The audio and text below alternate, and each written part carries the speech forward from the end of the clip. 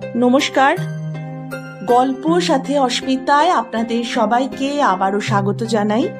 আজকে নরেন্দ্রনাথ মিত্র রচিত পাঞ্চজন্য গল্পটি আমরা সবাই শুনব। তাহলে শুরু করি। আজ আমি চিত্রার বাড়ি যাব। চিত্রলেখা, যাকে ছোট করে বলি চিত্রা, এবার কলেজের রিইউনিয়নে গিয়ে অনেক কাঠখড় পুড়িয়ে ওদের 4 বন্ধুর ঠিকানা জোগাড় করে এনেছি। এক এক করে ওদের সঙ্গে আবার যোগাযোগ করব। কি করে যে এতদিন ওদের না দেখে রইলাম, দিনান্তে একবারও ওদের সঙ্গে কথা না বলে কাটিয়েছি ভেবে অবাক লাগছে। স্কুল কলেজে আমরা অবিচ্ছেদ্য ছিলাম। স্কুলের প্রিন্সিপাল বলতেন কুইনটুপ্লেটস। বাংলার প্রফেসর সুনেত্রাদি আদর করে নাম দিয়েছিল পাঞ্চালি। এক বেঞ্চে আমরা পাশাপাশি বসতাম, এক কম্বিনেশন নিয়েছিলাম। এক সময় কমন রুমে পরস্পরের টিফিন ভাগ করে খেতাম। চিত্রলেখা, সীতা, ভদ্রা, লুপ আর আমি। রিইউনিয়নে গিয়ে ফাংশন দেখিনি বললেই হয়। খালি মুখ উঁচু করে খুঁজে খুঁজে বেরিয়েছি কলেজ জীবনে সেই সব পরিচিত প্রিয় মুখগুলো। কাউকে কাউকে অপ্রত্যাশিতভাবে পেয়েও গেছি, কিন্তু ওদের পাইনি। কি করে যে আশা করেছিলাম তা অবশ্য জানি না।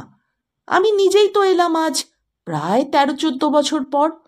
প্রথম কলেজ ছাড়বার পর যতটা টান উৎসাহ থাকে, পরে তো আর অতটা থাকে না। অকুল জলধির মাঝ মধ্যিখানে কম্পাসের কাঁটা দেখতে দেখতে কোথায় হারিয়ে যায় বন্দরের স্বর। কবে কোন সবুজ ডাঙায় হাত ধরাধরি করে কি গান গেয়েছিলাম স্বপ্নে ছাড়া মনে পড়ে? তবে আমার একটা কৈফিয়ত আছে।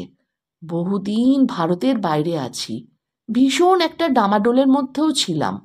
কিভাবে যে ওদের সঙ্গে যোগাযোগ ছিন্ন হয়ে গেল আজ এতদিন পর আর মনে করতে পারছি না। কিন্তু চিঠিপত্রও তো চালিয়ে যেতে পারতাম। কুর্মের মতো নিজের মধ্যে নিজে গুটিয়ে কেন যে কাটিয়ে দিলাম এতগুলো সৃষ্টি ছাড়া বছর।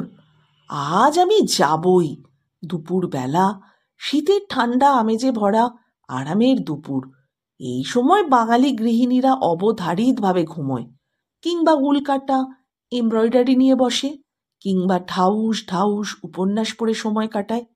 চিত্রা নিশ্চয়ই ব্যতিক্রম নয়। এর যে কোনো একটাই ও করছে নিশ্চয়ই। ওর বাড়ির বেল বাজাবো, কাজের লোকটোক দরজা খুলে দেবে। তারপরের কথা ভেবে ভীষণ আনন্দে উত্তেজনায় আমার মুখ থেকে আগাম হাসি ঝরতে লাগলো। হালকা সবুজ সিফনের শাড়িটাই পরে নিলাম। প্রথম বর্ষার নবদুর্বাদলের রোমহর্ষ এখন আমার সর্বাঙ্গে। হালকা ব্র্যান্ডলনের ময়ূরকণ্ঠী কার্ডিগানটাতে একটা হাত আলতো করে গলিয়ে রাখলাম। শ্রাবণের বৃষ্টির পর পশ্চিম আকাশে এমনি ময়ূরকণ্ঠী বিকেল মাঝে মাঝে দেখা যায়। কতদিন পর রিইউনিয়নে যাচ্ছি, তাই না? নরম ফোমের স্যান্ডেলে পা গলালাম। বড় সাদা ব্যাগটায় দরকারি চাবির থলে, ডায়েরি, কলম আর পার্সটা ভরে নিয়ে তুলসীকে বললাম, তুলসী, দরজাটা বন্ধ করে দিস তো। প্রথম এস বাসটাই একেবারে ফাঁকা। দুপুর বেলা তো, কেনই বা ভিড় হবে? জানলার ধারে বসে রাস্তা দেখতে দেখতে চলেছি। ছাত্র জীবনের কত কথাই না মনে পড়ছে। হাসতে হাসতে চলেছি 5 জনে ফুটপাত জুড়ে। কলেজ স্কোয়ারের বেঞ্চিতে বসেছি পাশাপাশি। গ্রীষ্মের গা জ্বালানো দুপুরে শরবতের দোকানে মালাই স্পেশাল। ফুচকাওয়ালার পাশে ভিড় করে দাঁড়িয়ে আমরা 5 জন। হাত খুলকে ধনিয়া পাতা দো না বাবা, 2-4 ফুচকা ভি ভাঙকে দো, মুচমুচে হোগা। চীনের রেস্তোরাঁর কেবিনে 5 জনের ব্যাগের সমস্ত খুচরো পয়সা টেবিলে উপুর করে ঢেলে মেনু দেখেছি। বেয়ারা ঢুকে পড়েছে। 5 জনের 5 হাত জিভ কাটা দেখে ভাবলেশীন চীনে মুখে পর্যন্ত চোরা হাসির চীনে লণ্ঠন। আজকে মনে পড়ছে আর নিজে নিজেই হাসছি। কলকাতার রাস্তাগুলো কি রোজই আরো নোংরা হয়ে যাচ্ছে? ভিড় কি আরো বেশি? এই দুপুরেও ফুটপাত ফাঁকা নেই। সব সময়ই যেন পুজোর বাজার। এই এত মানুষ একটা মাত্র শহরের মধ্যে জীবনযাত্রার সর্ববিধ সমস্যার সমাধান খুঁজছে। আশ্চর্য! যেখানে সেখানে খানিকটা ন্যাতা ক্যাতা পেতে ছেলে কোলে ভিখারিনী কিংবা ঠুটো হাতে পায়ে ব্যান্ডেজ কুষ্ঠরোগী বসে আছে, সামনে টিনের মগ। এই সব দেখতে দেখতেই টুক করে পৌঁছে গেলাম। বাড়িটা খুঁজে পেতে একটু দেরি হলো, আসলে খানিকটা ভেতর দিকে। আমি আবার একেবারে রাস্তা কানা।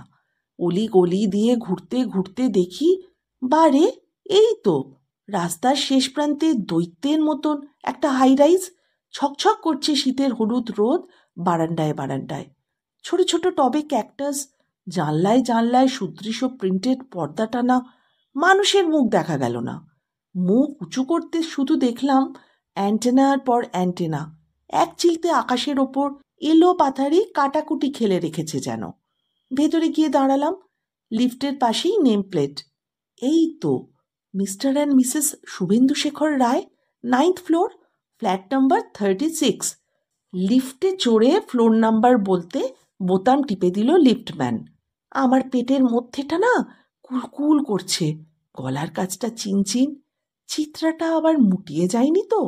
কলেজের সেরা সুন্দরী ছিল, নাচ তো দারুণ। কলেজ সোশ্যালে নৃত্যনাট্যে মেইন রোলটা বরাবর ওরই বাঁধা ছিল। নাচ ছেড়ে দিল, পরে বীভৎস মোটা হয়ে যায়। যদি আজকেও তাই দেখি, খুব বকবো ওকে। আভি ডাইনা যাইয়ে মেম সাহ। লিফটটা ঝাঁকুনি দিয়ে থেমে গেল। স্লাইডিং ডোরটা সরিয়ে দিয়ে নেমে আসতে 36 নম্বর ফ্ল্যাট। দরজার হাতলে ব্রোঞ্জের বাল্টু মুখ, পাশে চিনেমাটির আধারে চমৎকার পাতাবাহার। বেল টিপতে মিষ্টি সেতার, সেতার শরৎ সব মিশিয়ে একটা সুন্দর বাজনার মূর্ছনা। আমিও এরকম একটা লাগাবো। কোন মান্দাত্তার আমলের একটা বেল বাড়িতে লাগানো, ধুর ভালো লাগে না। চ্যাঁ চ্যাঁ করে চিৎকার করে যেন। চিত্রা যদি নিজেই দরজা খুলে দেয়। দরজা সামান্য ফাঁক হলো। খ্রিস্টান নার্সের মতো দেখতে ধপধপে শাড়ি ঘুরিয়ে পড়া খুব পরিচ্ছন্ন একটি বয়স্ক মহিলা। আমি বললাম, চিত্রা আছে? চিত্রলেখা রায়। আর একটু ফাঁক হলো দরজাটা। ওপরে চেন লাগানো। কলকাতায় ডাকাতি বেড়েছে, প্রতিষেধক নানা ব্যবস্থা নিচ্ছে তাই শহরবাসী। মহিলাটি কিছু বলার আগেই হঠাৎ এক ঝলক হাওয়ায় ও প্রান্তে একখানা ঘরের দরজার পর্দা সমস্তটা উড়ে পেলমেটের ওপর আটকে গেল। এক পলক দেখতে পেলাম ঘরের মধ্যে নিচু ডিভানে পেছন ফিরে বসে চিত্রা। মুঠিয়ে যায়নি তো, খুবই তন্নি। চুল ছেঁটে ফেলেছে, কিন্তু একই সাজ! ছি ছি! কলকাতার উচ্চবিত্ত মহলের অন্দর কি আজকাল ক্যালিফোর্নিয়ার সি বিচ হয়ে গেছে? চিত্রার পাশে এক রোমশ মোটা ভদ্রলোক, হাতে গ্লাস, টেবিলে আরেকটা গ্লাস নামানো। চিত্রার কাঁধে ভদ্রলোকের ময়াল সাপের মতো প্রকাণ্ড একখানা হাত। আমার কান ঝাঁঝা করতে লাগলো। কি সময় আমি এসে পড়েছি! আর আর চিত্রাটাই বা কি! ছি ছি ছি! এই দিনে দুপুরে একটা আব্রু নেই, কিচ্ছু নেই। এই সময়ে এদিকে কি হচ্ছে জানার জন্যে মোটা গলায় হেঁকে উঠলেন ভদ্রলোক। চিত্রাও মুখ ফেরালো। দেখলাম মেয়েটা চিত্রা নয়, কিন্তু পুরুষটি।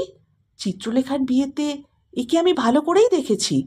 হাতে পায়ে বয়স বেড়েছে, ভুঁড়ি হয়েছে, চুল কমেছে, কিন্তু এই যে সেই টোপরমালা পরা একটা দোহারা শুভেন্দু শেখর। হ্যাঁ, এ তো সেই শুভেন্দু শেখর যার সঙ্গে চিত্রার মালা বদল হয়েছিল। তাতে তো আমার কোনো ভুল নেই। দাসীটি দরজা ভেজাতে ভেজাতে নিচু গলায় বলল, মেম সাহ, माँ के पास जाने से घर में ऐसा चलता। বেশরম। ঘরটার দিকে সঘৃণায় ইঙ্গিত করল সে। দরজা বন্ধ করে দিল। লিফট নিতে ভুলে গিয়েছিলাম।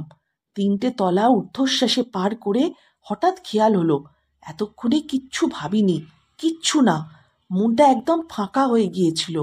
পা দুটো এখনো যেন ঠকঠক করে কাঁপছে। বাঁদিকে সরে গিয়ে লিফটের জন্য বেল টিপলাম। উঠে এলো খাঁচাটা। মনে হলো লোকটা কেমন অবাক চোখে আমার দিকে তাকাচ্ছে। খুব অস্বাভাবিক কিছু দেখাচ্ছে কি আমায়। রাস্তায় নেবে বাইরের হাওয়া গায়ে লাগতে যেন সার এলো। এই শীতেও বিনবিন করে ঘেমেছি, ঠান্ডা ঘাম। ব্যাগ থেকে রুমাল বার করে মুখ, ঘাড়, গলা ভালো করে মুছে ফেললাম। মোড়ের পানের দোকানটা থেকে একটা মিঠে পান কিনলাম। কেমন যেন গাটা বমি বমি করছে। চিত্রার একটা মেয়ে হয়েছিল না? তার তো এখন 12-13 বছর। হ্যাঁ, ওরকমই তো বয়স হওয়ার কথা। সেও কি মায়ের সঙ্গে মামা বাড়ি গেছে? কোন স্কুলে পড়ে? যতদূর জানি চিত্রার বাপের বাড়ি উত্তরে, হেমন্ত কুমারী স্ট্রিটে। এদিককারই কোনো স্কুলে পড়ে নিশ্চয়ই। অত দূর থেকে স্কুলে আসছে, না স্কুল কামাই করছে? না, মেয়ে ফিরে আসার আগেই সব চিহ্ন এরা মুছে ফেলতে পারবে? না, মুছে ফেলার প্রয়োজন বোধ হয় করবে না। বুকের ভেতর কেমন যেন বরফ জমে যাচ্ছে। নির্জন রাস্তার এক প্রান্তে দাঁড়িয়ে ডায়েরিটা বার করলাম। হাত থরথর করে কাঁপছে। আঠা আঠা আঙুলে পাতা উল্টালাম। মনে হচ্ছে কম্প দিয়ে জ্বর আসবে। যাদবপুর সীতার ঠিকানা। চিত্রা, চিত্রা, আজকের দিনটা শুধু তো তোর জন্যই রেখেছিলাম। গড়িয়াহাটের মোড় অবধি রিক্সা, তারপর 5 নম্বর পেয়ে গেলাম। গাদা গাদি ভিড়, দীর্ঘ রুট। কোনো সময় বোধহয় এ বাস খালি থাকে না। লেডিস সিটে জায়গা মিলল না। দাঁড়িয়ে দাঁড়িয়ে ঝাঁকুনি খেতে খেতে এগোলাম। অবশেষে ব্রিজ পেরোতে একজন মোটা মতো মহিলা অনেকটা জায়গা খালি করে দয়া করে নেমে গেলেন। বসতে পেয়ে যেন ঘাম দিয়ে জ্বর ছাড়ল। নামলাম বাস থেকে। ডায়েরির নির্দেশ অনুযায়ী এখানেই নামার কথা। 2-3টে সমান্তরাল গলির এমোড় ওমোড় ঘুরে একটা অর্ধসমাপ্ত একতলা বাড়ির সামনে এসে ঠিকানা মেলালাম। হ্যাঁ, এটাই তো সীতার বাড়ি। এ বাড়িটাই তো সীতার হওয়া উচিত। একেবারে গৃহস্থ পাড়া। 2-3টে ছেলে রাস্তায় ক্রিকেট খেলছে। ঠিক দুপুরবেলা এসে বিরক্ত করছি। আস্তে কড়া নাড়লাম। কেউ শুনতে পেল না। হঠাৎ কিছুক্ষণ পর আধ ময়লা একটা ধুতি লুঙ্গির মতন পরে একটা লোক দরজা খুলল। আমি বললাম, সীতা মুখার্জি বলে কেউ এখানে থাকেন? হ্যাঁ, আপনি? আমি আমি ওর বন্ধু। বলবেন কৃষ্ণাক্ষী চ্যাটার্জি। বলবার কিছু দরকার নেই, আপনি আসুন। কাঁচা উঠোনে পা দিলাম। সরসর করে একটা তেঁতুল বিছে চলে গেল। উঠোনের একধার থেকে অন্য ধার পর্যন্ত 2 ফেরতা নারকোল দড়ি টাঙানো। অজস্র কাঁথা, ন্যাকড়া আর বাচ্চাদের ছোট ছোট জামা কাপড় শুকোচ্ছে। বাতাসে বার সাবানের গন্ধ। ওদিককার একটা ঘর থেকে কর্কশ মহিলা কণ্ঠ ভেসে এলো। কে রে? ভদ্রলোক দাওয়ার ওপর একটা ঘরের দিকে আঙুল দেখিয়ে বললেন, ওই ঘরে আছে, চলে যান। তারপর অন্যদিকে জিজ্ঞাসা মহিলা কণ্ঠ ঘরটার দিকে কি যেন বিড়বিড় করে বলতে বলতে চলে গেলেন। ইটের দাওয়ার উপর চুপ করে কিছুক্ষণ দাঁড়িয়ে রইলাম। ভদ্রলোক কি সীতার বর? উনি অসময়ে অতিথি আসায় বিরক্ত হলেন? কিরকম একটা যেন বোটকা গন্ধ। 2 হাতে পর্দা সরিয়ে ঘরটাতে ঢুকলাম। যাকে এককালে স্বর্ণসীতা বলে ডাকতাম, এখন আর সেই স্বর্ণ নেই। বসে বসে একটি শিশুকে স্তন দিচ্ছে। আমায় দেখে প্রথমে ব্যতিব্যস্ত হয়ে শিশুটিকে নামিয়ে হকচকিয়ে উঠে দাঁড়িয়েছিল। কৃষ্ণা, কৃষ্ণা তুই? আমি প্রথমটা কথা বলতে পারিনি। আমার সামনে সীতার প্রেত। মাথার সামনে চুল নেই, দগদগে ক্ষতের মতো সিঁদুর, নাকের দুপাশে গভীর ফাটল, শুকনো বেগুনের মতো শিশুর লালা মাখানো আধখানা স্তন, হাতে ঢলঢল ঢাউস ঢাউস শাঁখা, রুলি, লোহা। শিশুটি তখন তারস্বরে চিৎকার শুরু করেছে। শুকনো গলায় শুধু বলতে পারলাম, হ্যাঁ, হ্যাঁ রে, আমি।